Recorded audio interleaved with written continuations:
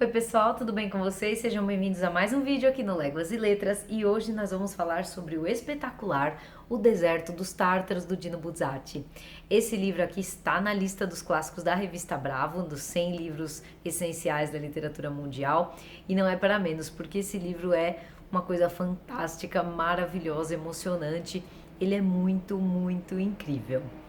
Bem, esse livro aqui, na minha edição do Kindle, ele é da Nova Fronteira, né, do selo Clássicos de Ouro. Se você gosta de livros físicos, essa versão é muito linda para se ter ao vivo, viu? Essa parte aqui é dourada, capa dura, é a coisa mais linda para se ter na estante, se você gosta de livros físicos também. Essa edição aqui ela conta com um prefácio e em que ele tece alguns comentários também sobre o filme sobre o Deserto dos Tártaros. Esse filme é dos anos 70, salvo engano, foi filmado depois da morte do autor.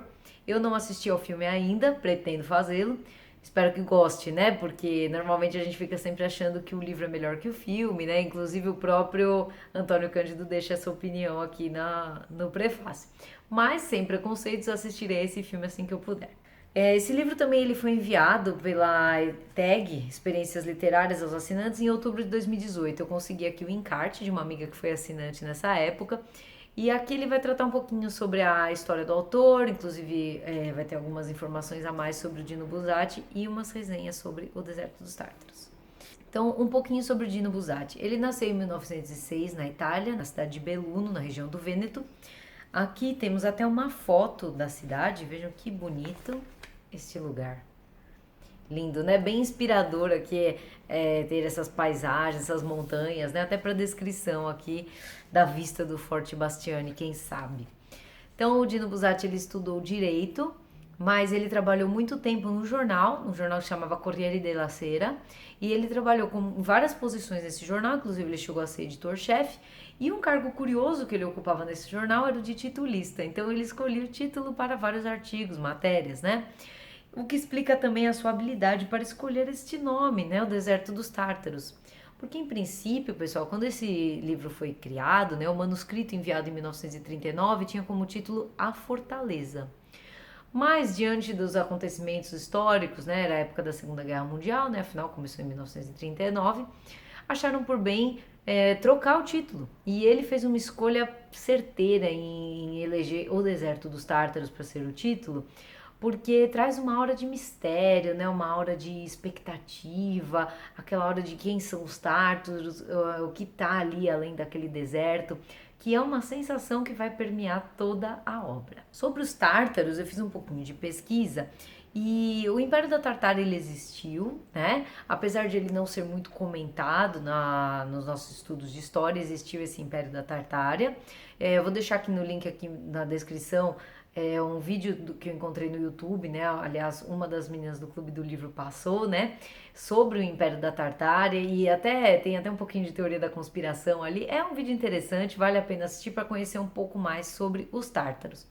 Onde eu já tinha lido também um pouquinho sobre os tártaros foi na biografia do Pedro o Grande, o czar da Rússia. Aliás, gente, tá aí um livro espetacular de não ficção, é a biografia do Pedro o Grande. Eu fiquei obcecada pelos Romanov depois desse livro, li todos e, bom, enfim. E nesse livro do Pedro Grande, o historiador Robert K. Messi conta um pouquinho sobre a relação conturbada que o Império Russo tinha com os tártaros. Na época que houve a regência, né, do Império Russo pela irmã do Pedro, quando ele ainda era muito jovem para ser czar, houve muitos conflitos com os tártaros da Crimeia. Inclusive, a Rússia chegava a pagar tributos para os tártaros para que eles não invadissem o território russo. Então, eram muitos conflitos, foi uma época de muitos confrontos realmente entre os tártaros e os russos. Tá, então quer dizer que essa história se passa na fronteira com a Rússia ali? Não. É muito difícil responder, na verdade é impossível responder onde e quando se passa a narrativa de O Deserto dos Tártaros. Porque o Dino Buzzati, ele teve o cuidado de selecionar nomes, descrições, aspectos da obra que colocaram esse livro fora do espaço e fora do tempo.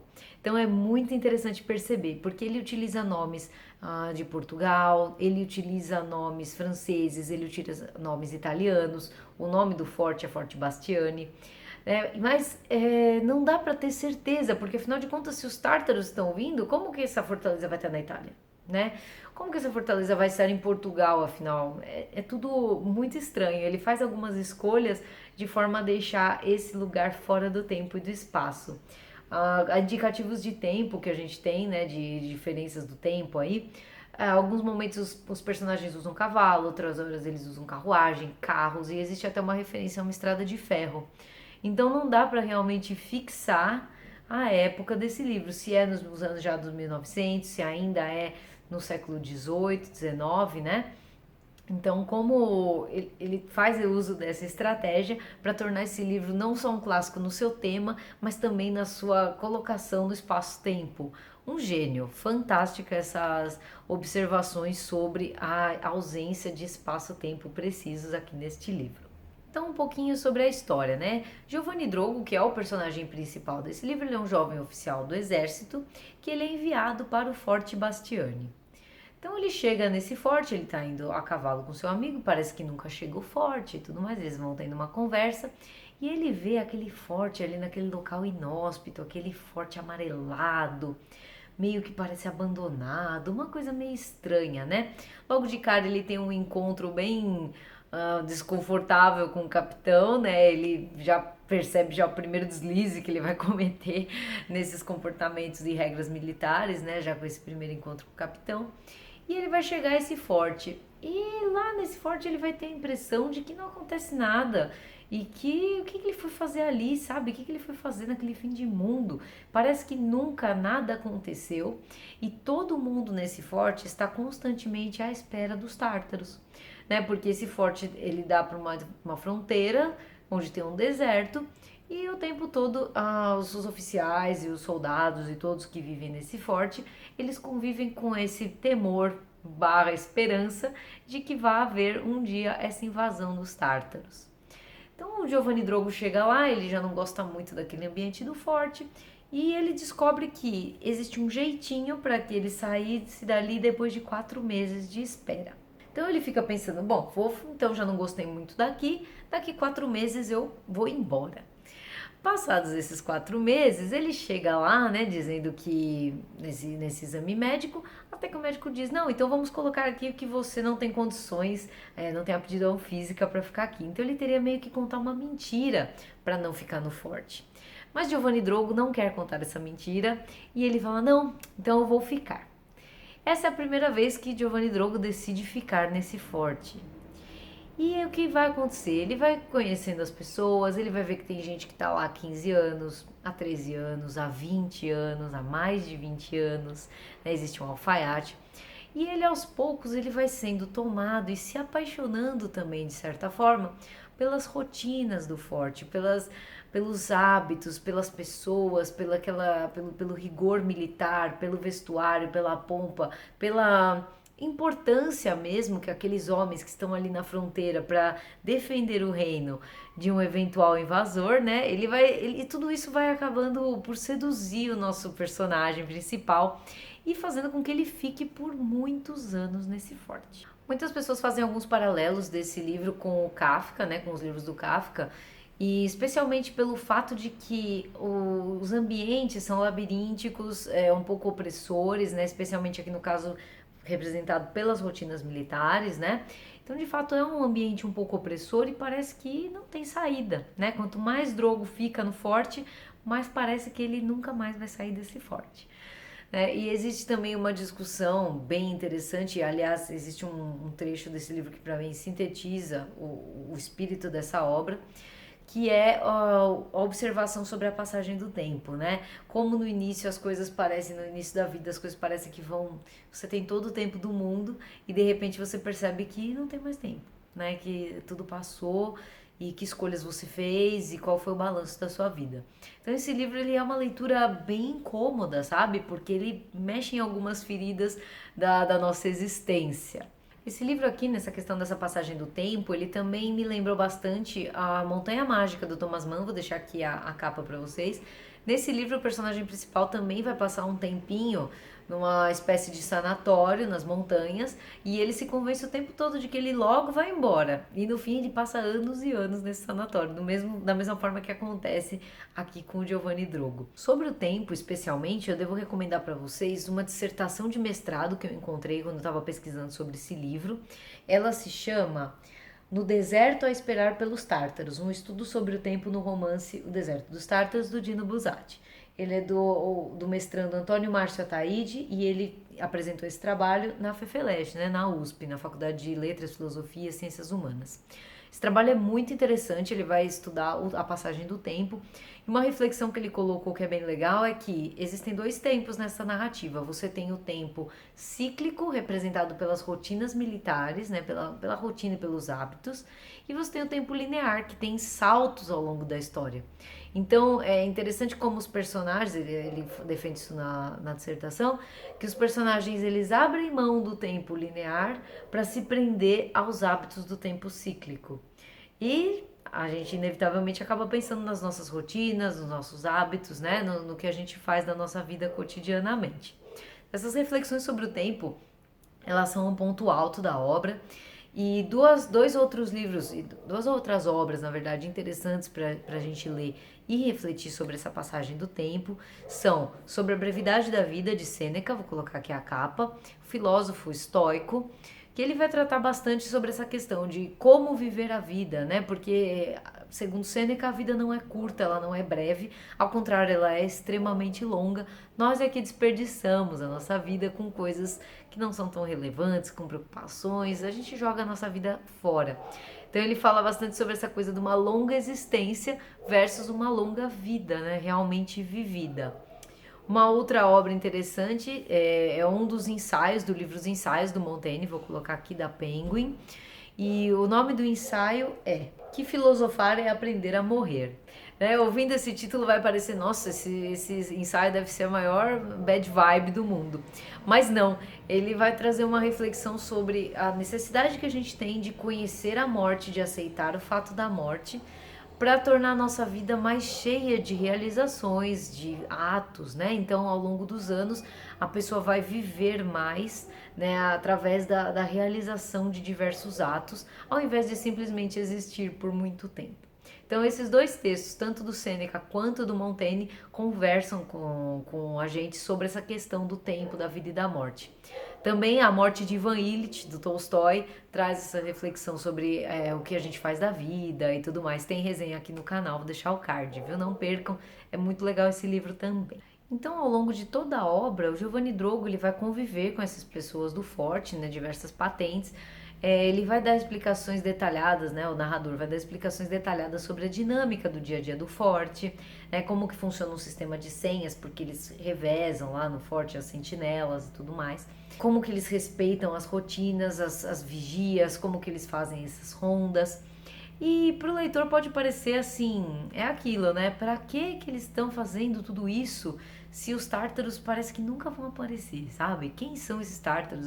Eles estão aí a vida toda, tem gente que está aí há mais de 20 anos e nada de tártaros. Então, para que se dá o trabalho de seguir essas rotinas e tal? A gente fica se perguntando isso ao longo do livro. Mas tá aí, né? A utilização das rotinas militares pelos personagens como uma forma de dar sentido às próprias vidas. Porque, como eu disse, eles abriram mão do tempo linear, eles abriram mão da cidade de onde eles vieram para se dedicar à vida do forte. Então, se os tártaros não vierem, se nunca vai existir uma invasão, né?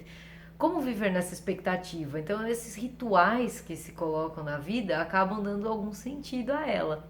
Né? Então, nesse ponto, a gente pode tratar o Forte Bastiani como uma alegoria, né? Das coisas que a gente faz na nossa rotina como uma forma de imprimir sentido à vida. Todo mundo tem o seu Forte Bastiani, né? Então, esse livro ele é bem fácil, né, da gente se identificar com ele, porque a nossa vida é cheia e sempre tem um Forte Bastiani, sempre tem essas rotinas que vão marcando a nossa existência, né? Cabe a nós fazer dos nossos atos, atos com propósito, né? Tomar atitudes com propósito, para que a nossa vida tenha sentido e não seja apenas uma longa existência. Mas nesse livro não vai apenas tratar dias no forte, monótonos e tal. Mas para tratar deles, eu já vou deixar o alerta de spoiler aqui. As grandes reflexões mais legais sobre esse livro, né, inclusive ele foi objeto do nosso último encontro do Clube do Livro, inevitavelmente vão passar por spoilers, né? Então, se você está aqui, já gostou da história, ficou interessado para saber o que acontece, como que o Giovanni Drogo vai ficar, se vão aparecer os tártaros, né? O que vai acontecer nessa história desse Forte Bastiani, e não quer saber de spoilers, você dê um tempinho que eu vou trazer algumas reflexões aqui, inevitavelmente com spoilers, porque os grandes acontecimentos do livro, né, não vai ter como a gente deixar de comentar, né? Então, bom, as primeiras reflexões interessantes que a gente fez, né, sobre esse livro foram reflexões sobre as mortes. Então, eu falei, né, que ia ter spoiler? Pois é, vai ter bastante spoiler aqui. Então, são 3 grandes mortes importantes que acontecem nesse livro. A primeira delas, não vou nem falando cronologicamente, a primeira que eu vou comentar é a do Angustino. Angustino é um dos oficiais que tá lá, amigo do Drogo. E o Angustino, ele é um personagem que tem um ar bastante aristocrático, ele é altivo, sabe? Ele parece que tá acima dos outros, mas não de uma forma snob. Ele parece um personagem bem aristocrático. E o Drogo acaba que ele se inspira um pouco nesse jeito do Angustino, sabe? Ele gosta também da pompa do uniforme, ele gosta disso tudo, né? E ele tem uma espécie de sonho premonitório com a morte do Angustino, que ele vê, né, em contraponto a todo aquele ambiente árido e formal e rígido do exército, ele tem um sonho bastante lúdico, em que ele vê uma carruagem vindo buscar o Angustino numa janela, uma carruagem com fadas, e ele sai tranquilo, sobe nessa carruagem e vai embora. Então ele tem esse sonho premonitório, né, que aliás poderia ser uma premonição sobre a sua própria morte, né, do próprio Drogo, como eu vou comentar depois. E o Angustino morre, na verdade, em uma missão, né, que eles têm, porque existe uma certa demarcação de territórios ali, né, porque existe uma equipe de outro lugar que está vindo demarcar os territórios ali nas montanhas, e sai uma equipe para isso, e o Angustino está nela. Ele vai com as botas inadequadas, mas ele sempre muito posudo, ele não se deixa abalar. E a pessoa que está indo com ele, né, o superior hierárquico que está com ele simplesmente vai sadicamente maltratar o Angustino até o fim, sabendo dessas botas. Então o ego dele, né, ele não aguenta ver que aquele subordinado ele é tão cheio de si, né, tão altivo. Ele fica pisando no Angustino até ele morrer de cansaço, né? Lá na frente, tá muito frio, eles ficam no alto da montanha. Quando eles chegam, infelizmente o outro exército já fez a demarcação. Então já é uma falha aí, né? Uma falha dessa missão. E o Angustino acaba simulando um jogo de cartas ali para não sair do salto, entre aspas, né? E ele morre desse jeito.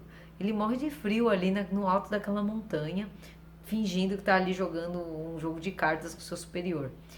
E ele morre, gente, ele faz até uma pose, sabe? Ele morre com a capa assim, de um jeito bonito. Então nem na morte o Angustino se deixa abater. E essa morte acaba sendo, de certa forma, inspiradora para todos, porque no deserto dos Tártaros não vai existir uma batalha propriamente dita.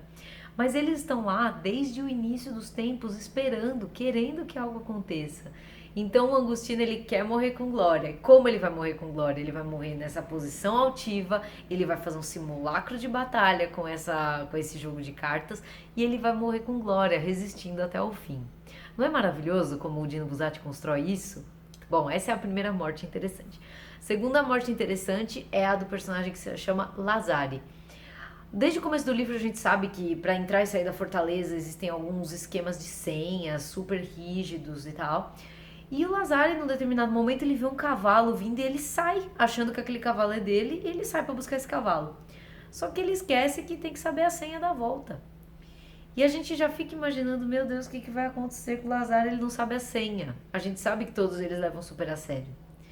E o momento mais tenso do livro para mim foi esse, é o Lazari em frente ao portão, o Moreto, que é um personagem que era amigo dele, lá em cima na fortaleza com um rifle apontado para ele, e ele não sabe a senha, né? E o Moreto está sob os olhos do seu superior, que é o Tronc, um general também que valoriza super as regras.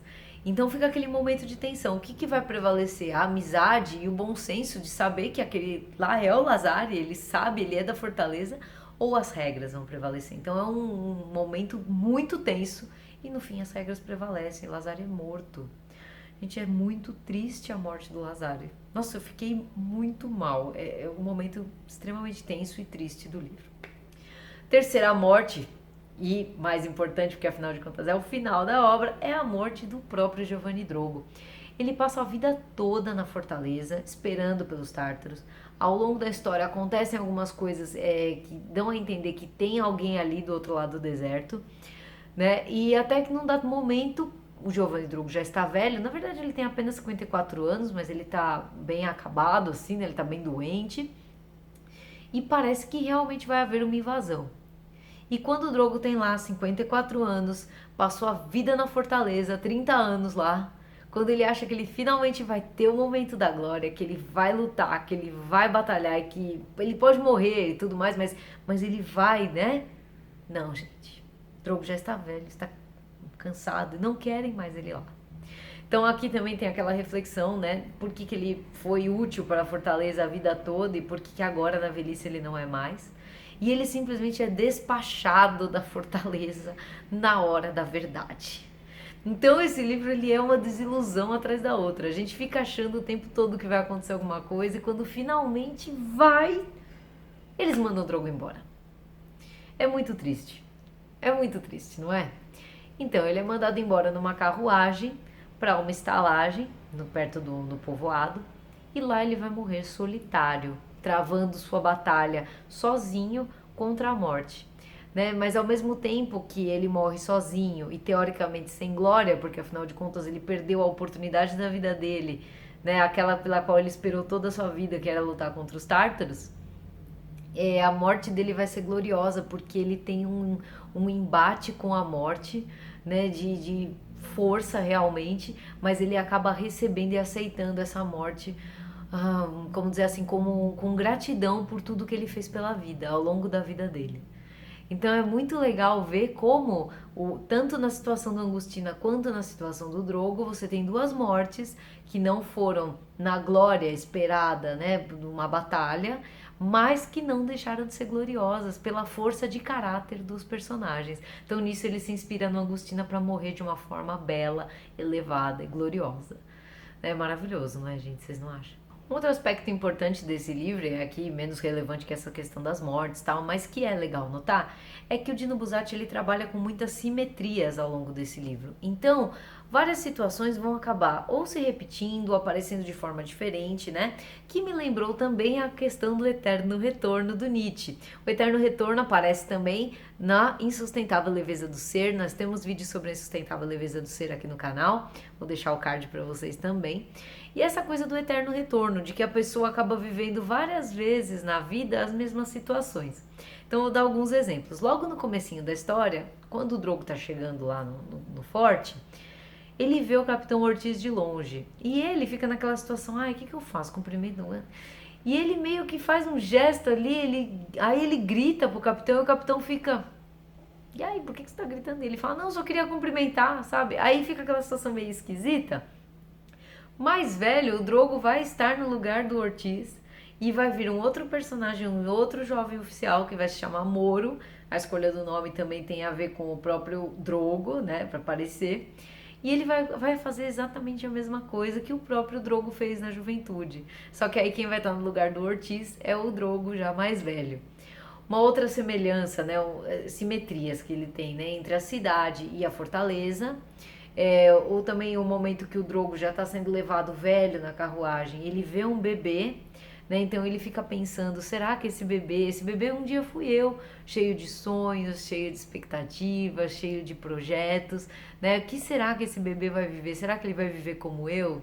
Então essa reflexão também bem legal. É uma simetria que acontece nesse livro. Então essas simetrias, esses acontecimentos paralelos, eles dão o tom, né, dessa investigação que esse livro vai fazer por trás dessa história de ficção sobre a passagem do tempo. Porque a vida é assim mesmo, né? As coisas às vezes se repetem, né? E é assim que é, né? A gente deve lidar com isso. Bem, essas foram as nossas reflexões sobre o Deserto dos Tártaros, algumas minhas, outras do nosso Clube do Livro, né, que aliás sempre é uma experiência enriquecedora, né, discutir sobre grandes clássicos da literatura como este daqui.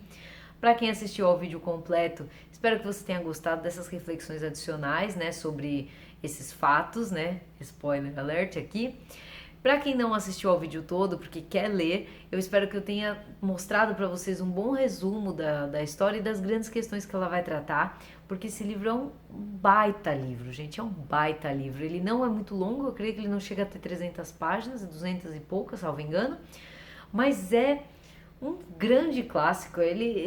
Nossa, ele vai tratar de questões inerentes à nossa natureza, sabe? A questão das escolhas de vida, da passagem do tempo, da vida e da morte, né? São coisas que a gente lida ao longo de toda a nossa existência, questões muito caras ao ser humano, né? À humanidade. Não é à toa que esse livro está aí nos grandes clássicos da literatura. Bom, espero que vocês tenham gostado desse vídeo. Se você ainda não segue aqui o canal, por favor, inscreva-se, siga lá no Instagram também, curta, comente, compartilhe, mostre para os seus amigos e vamos conversar aqui sobre o Deserto dos Tártaros, sobre Dino Buzzati e sobre outros grandes clássicos. Então, muito obrigada a todos, um grande abraço e até o próximo vídeo.